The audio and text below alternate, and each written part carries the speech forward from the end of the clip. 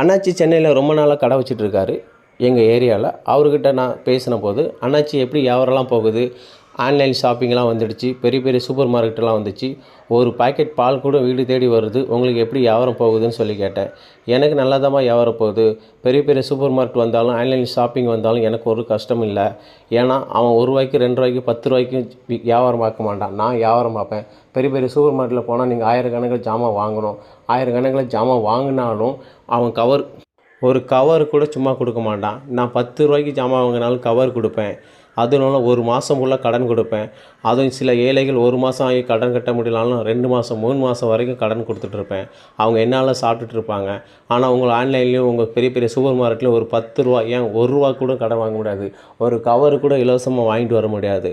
நான் அவ்வளோத்தையும் இலவசமாக கொடுத்து வியாபாரம் பார்த்துட்ருக்குறேன். ஏன்னா நான் தமிழ்நாட்டு மக்களோட கலந்து அவங்களோட வலி வேதனை தெரிஞ்சு நான் வியாபாரம் பார்க்குறேன். அவங்க முகத்தை ஏழைகள் இருக்கிற வரைக்கும், மிடில் கிளாஸ் இருக்கிற வரைக்கும் நான் வியாபாரம் பார்த்துக்கிட்டே இருப்பேன். என் ஜீவன் முடியும் வரைக்கும் நான் வியாபாரம் பார்த்துக்கிட்டே இருப்பேன்.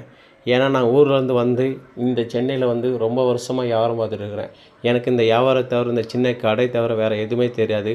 இந்த சென்னை பகுதி மக்களை தவிர வேறு எதுவுமே எனக்கு தெரியாது. ஊருக்கு போனாலும் எனக்கு இப்போல்லாம் பிழைக்கவும் தெரியாது.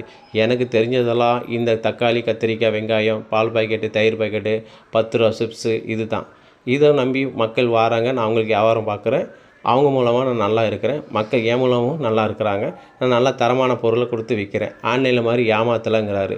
இப்படி பளிச்சுன்னு பேசி ஒரு ஞானக்கண்ணை திறந்துட்டார். அவர் சொன்னது